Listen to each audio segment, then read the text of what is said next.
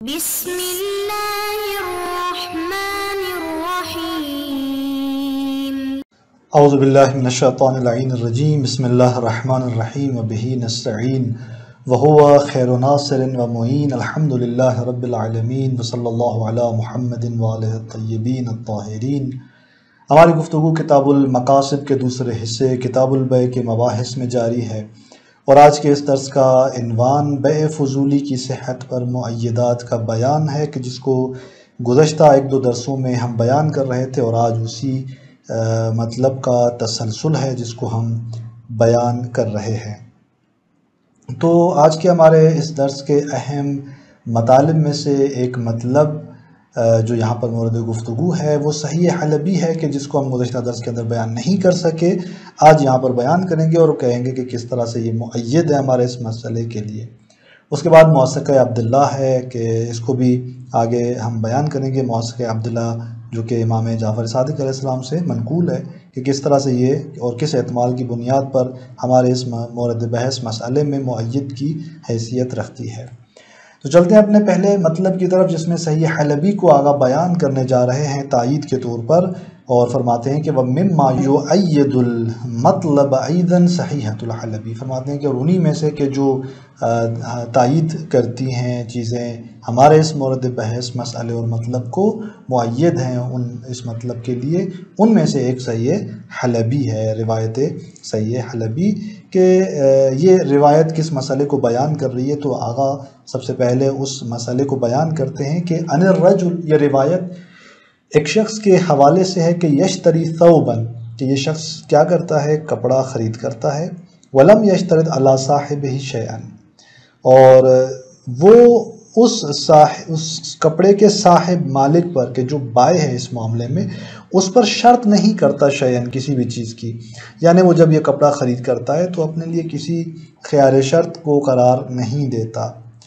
اور فکرہہ، اور پھر وہ اسے ناپسند جانتا ہے، یعنی اس کے لیے وہ چیز جو ہے وہ مورد پسند اس کی نہیں نکلتی اور اسے کراہت رکھتا ہے۔ ثم رد ولا صاحبی، اور پھر وہ اسے پلٹاتا ہے اس کے صاحب پر، کہ جو بائع ہے۔ اس سچویشن میں جب اس کو وہ چیز اچھی نہیں لگتی اور وہ اسے پلٹاتا ہے، تو دوسری جانب سے فَأَبَا أَن يَقْبِلَهُ إِلَّا بِوَضِّئَ، دوسرا شخص جو صاحب ثوب ہے، جو مالک ہے، وہ انکار کرتا ہے، وہ اسے قبول نہیں کرتا مگر وضیعہ سے، یعنی اگر وہ قبول کرتا ہے تو پھر ثمن سے، جو قیمت ہے اس کی جو اس نے دی تھی مشتری نے، اس قیمت سے کچھ مقدار کم کر کے وہ اسے وہ چیز یعنی وہ کپڑا واپس لیتا ہے۔ قال، امام علیہ السلام فرماتے ہیں کہ لا یصلح لہ ان یأخذ بوضیعۃ، اس کو یہ حق حاصل نہیں ہے، وہ صلاحیت نہیں رکھتا کہ اخذ کرے وضیعہ سے، وہ قابل نہیں ہے اس کے کہ وہ کم قیمت کرتے ہوئے اس ثمن سے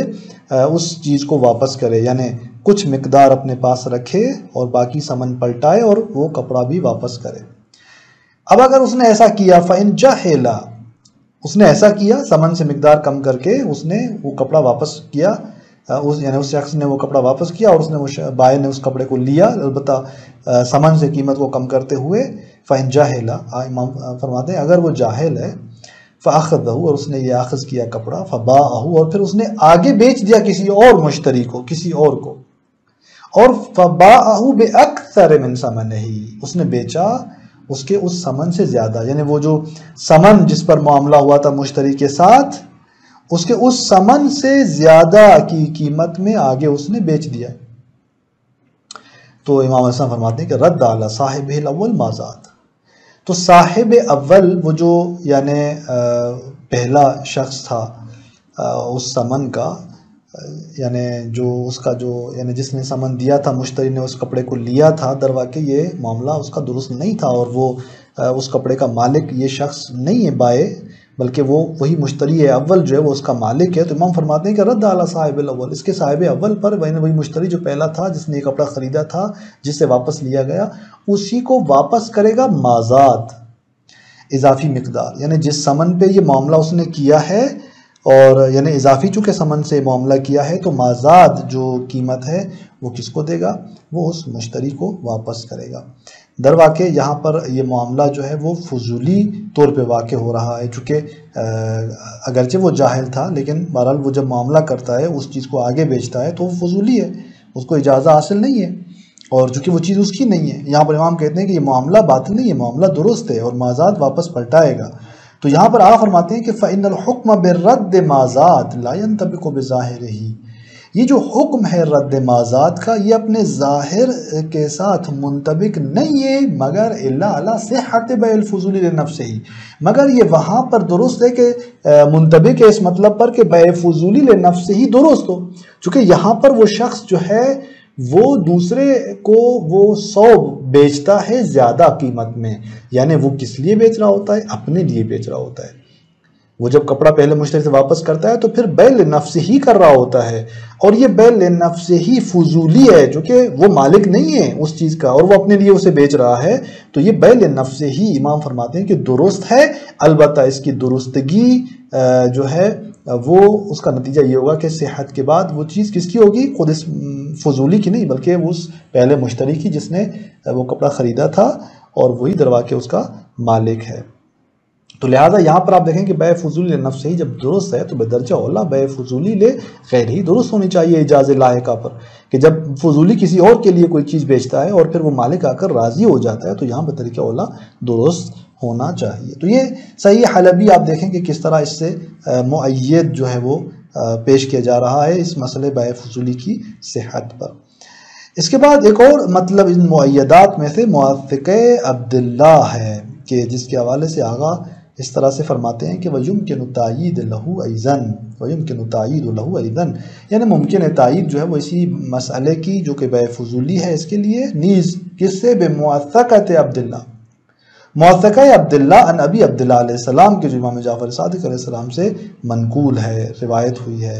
ان السمسار، سمسار کے حوالے سے، یشتری بالاجر کہ جو کیا کرتا ہے یعنی اجرت کے ذریعے چیزوں کو خریدتا ہے، یعنی سمسار جو کہ دلال ہے، دلالی کرتا ہے، یعنی افراد کے درمیان جو ہے وہ دلالی کرتے ہوئے اجرت لیتے ہوئے وہ معاملہ انجام دیتا ہے اور وہ اجرت خرید کرتا ہے، وہ خرید جو دوسروں کے لیے انجام دیتا ہے اس کے لیے وہ ان دوسروں سے اجرت لیتا ہے۔ فَيُدْفَعُ إِلَيْهِ الْوَرِقُ،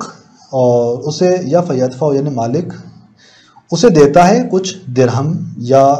جو چاندی کے سکے ہیں وہ اسے دیتا ہے۔ فَيَشْتَرِطُ عَلَيْهِ، اور وہ مالک اس پر شرط کرتا ہے کہ أَنَّكَ تَأْتِي بِمَا تَشْتَرِي،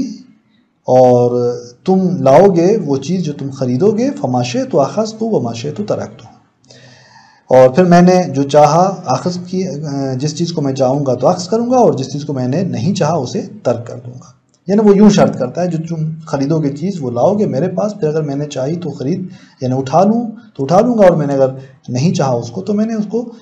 ترک کر دوں گا، چھوڑ دوں گا اور نہیں لوں گا وہ چیز، اس شرط کے ساتھ وہ اسے یوں پیسے دیتا ہے کہ وہ جائے اور اس طرح کوئی چیزیں خریدیں اس کے لیے۔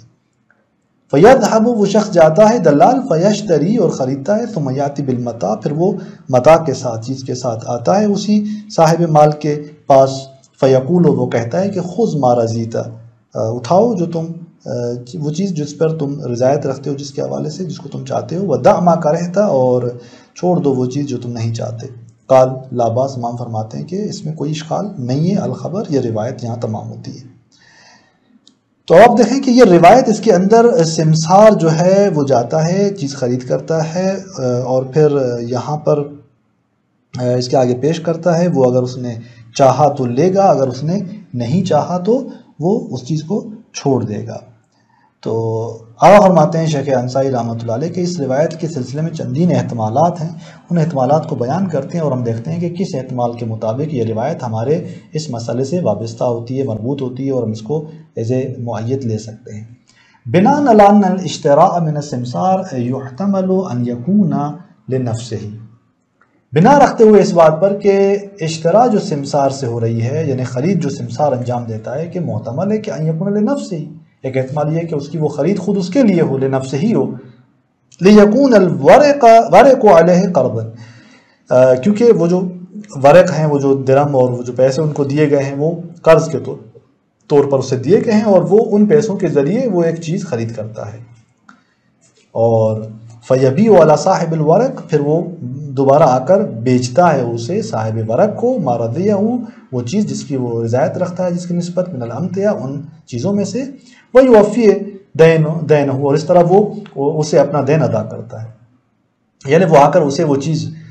بیچتا ہے اور اس معاملے بے کے ذریعے وہ اپنا دین دروا کے ادا کر رہا ہوتا ہے، یعنی وہ چیز جو اس کو قرض کے طور پہ جو پیسے دیے گئے تھے وہ تو بطور ثمن ادا ہو جاتے ہیں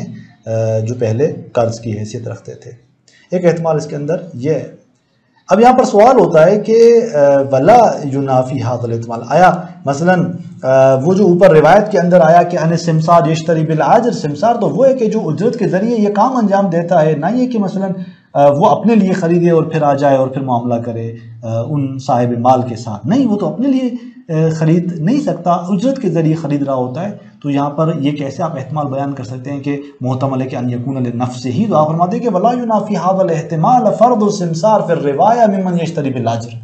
اس احتمال سے منافی نہیں ہے یہ فرض کہ جس میں سمسار، روایت کے اندر جو فرض بیان ہوا کہ سمسار ممن ان افراد میں سے ہے کہ جو یشتری بالاجر، اجر سے خریدتا ہے، تو یہاں پر تو وہ اجر سے خریدتا ہے، فرماتے ہیں کہ درست ہے، یہ منافی اس سے نہیں ہے۔ کیوں؟ لأن توصیفہ بذالک، یہ جو سمسار کی توصیف کی جا رہی ہے اسی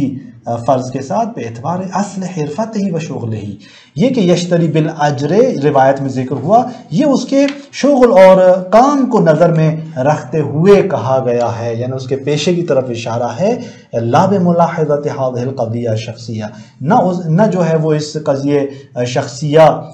کو لحاظ میں رکھتے ہوئے، یعنی ایسا نہیں ہے کہ یہاں پر ہم کہیں کہ چونکہ وہ یہاں پر بھی اس قضیہ شخصی میں بھی اسی طرح سے ہے، نہیں، اس کا پیشہ اس طرح سے، اس کا شغل اس طرح سے، اس کے شغل کی طرف اشارہ کیا گیا ہے، نہ یہ کہ مثلا وہ اس قضیے شخصیہ کے لحاظ سے کہ مثلا وہ یہاں پر اس مورد میں اس طرح سے ہے کہ وہ اجرت لے کے یہ کام انجام دے رہا ہے، نہیں، اس عنوان سے اس کو نہیں دیکھا جا رہا، تو اس صورت میں پھر احتمال اپنی جگہ پر یہ قائم ہے کہ وہ اپنے لیے لنفسہ ہی کیا ہو، اس کو خرید کر رہا ہو۔ اس کے علاوہ ہمارے پاس دو اور احتمال موجود ہیں اس سلسلے میں کہ آقا فرماتے ہیں کہ وَيُحْتَمَلُ أَنْ يَكُونَ لِصَاحِبِ الْوَرَقِ، کہ ایک مرتبہ ہم نے کہا کہ أَنْ يَكُونَ لِنَفْسِهِ، یہ ایک احتمال تھا، ایک احتمال یہ ہے کہ نہیں، وہ کس کے لیے ہو، وہ شرا جو وہ خریدتا ہے چیز کو، یہ صاحب ورق کے لیے ہو، جو پیسے دے رہا ہے اس کے لیے ہو، بِإِذْنِ ہی، اسی کے اذن سے، کہ اس نے پیسے دے کر اسے اجازت دے دی، اذن دے دیا، یہاں پر سابقہ اذن اسے حاصل ہے، البتہ ما جعل خیار عنده علی بائع الامتع، کہ اس کے ساتھ ساتھ اس نے خیار قرار دیا ہے خود اس کو بائع امتع پر، یعنی جس سے وہ متاع خریدے گا اور وہ جو بائع ہے ان متاع کا، اس چیز کا، اس پر خیار حاصل ہوگا اس شخص کو جو کہ اس صاحب ورق کا جو صاحب ورق ہے اسے خیار حاصل ہوگا، یعنی شرط اس سے حاصل ہوگا، اگر وہ چاہے تو خریدے گا، اگر نہیں چاہے تو واپس کر دے گا۔ فَيَلْتَزِمُ بِالْبَيْعِ فِيمَا رَضِيَ، پھر وہ اس کے نتیجے میں ملتزم ہوتا ہے، جو صاحب ورق ہے، جو صاحب مال ہے، وہ ملتزم ہوتا ہے بیع کے حوالے سے، فیما، اس مورد میں، اس متاع میں، کہ رضیہ جس پہ وہ راضی ہوتا ہے، وَيَفْسُخُهُ فِيمَا کَرِیَ، اور وہ فسخ کرتا ہے اسے جس میں، یعنی اس بیع کو، فیما، اس چیز میں، اس متاع میں کہ جس کو وہ نہیں چاہتا۔ بس ایک احتمال یہ ہے کہ وہ بیع کس کے لیے ہے، لنفسہ ہی نہیں ہے، وہ بیع لصاحب الورق ہے، اور اس طرح سے کہ پہلے اسے اذن حاصل ہے اس سمسار کو صاحب ورق کی جانب سے اس معاملے میں۔ وَيُحْتَمَلُ، اور تیسرا احتمال جو یہاں پر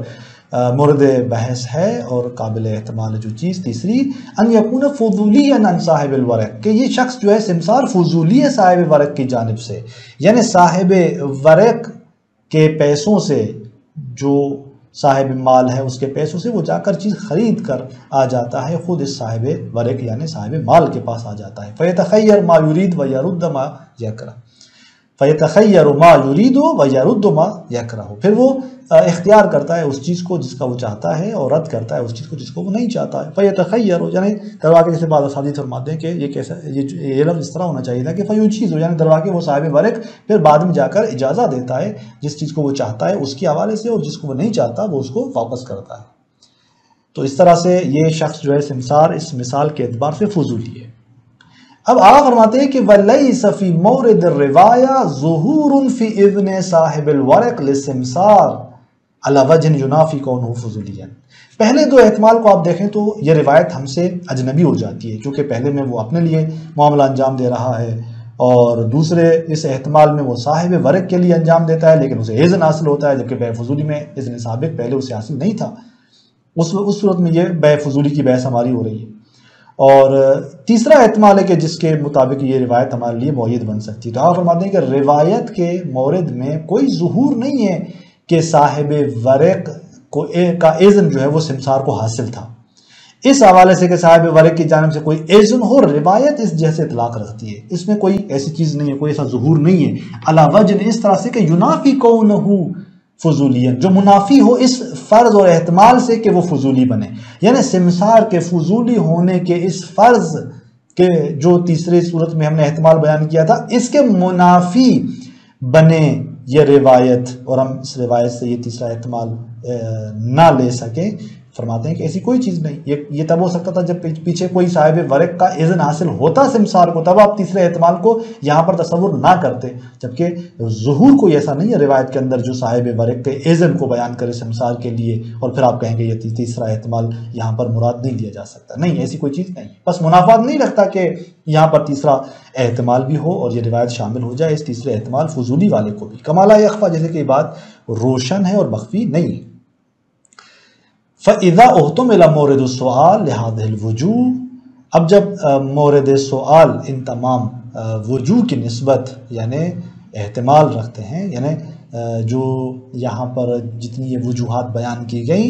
مورد سوال ان تمام کی نسبت احتمال رکھتا ہے، وَحُکْمُ الْإِمَامِ، اور پھر امام حکم بیان کر رہے ہیں بِعَدَمِ الْبَعْثِ، کہ کوئی عیب نہیں ہے، مِن دون استفسال، اس نے سوال کیا کہ آیا یہ معاملہ درست ہے کہ نہیں ہے، اور مورد سوال میں یہ تینوں وجوہات، تینوں احتمالات قابل احتمال ہیں، اور ادھر سے امام حکم فرما رہے ہیں کہ کوئی عیب نہیں ہے، من دون استفسال عن المحتملات، اور ان تمام محتملات کے حوالے سے امام کوئی استفسال نہیں کر رہے، تفصیل نہیں کر رہے، کسی ایک صورت کو مشخص کر کے نہیں بیان کر رہے کہ یہ صورت ہے تو پھر لا باس، نہیں، امام لا باس کر رہے ہیں بطور مطلقہ۔ اور اس اعتبار سے جبکہ یہ تینوں احتمال یہاں پر قابل تصور ہیں، تو آپ فرماتے ہیں کہ فَإِذَا احْتُمِلَ مَوْرِدُ السُّؤَالِ لِهَذِهِ الْوُجُوهِ وَحَكَمَ الْإِمَامُ بِعَدَمِ الْبَعْثِ مِن دُونِ اسْتِفْصَالٍ أَفَادَ، جب اس طرح سے ہے تو پھر افادہ ہوتا ہے ثبوت حکم کا علی جمیع الاحتمالات، تمام ان احتمالات کی صورت میں، اور اس طرح سے جو ہے وہ بے فضولی ان احتمالات میں سے ایک احتمال قرار پاتا ہے۔ تو بس اس طرح سے یہ روایت جو ہے چونکہ بے فضولی کے احتمال کو بھی شامل ہے، لہٰذا مؤید بنتی ہے ہمارے اس مسئلے میں۔ انشاءاللہ آگے جو ہے وہ مزید مؤیدات کے حوالے سے گفتگو جاری رہے گی۔ والسلام علیکم ورحمۃ اللہ وبرکاتہ۔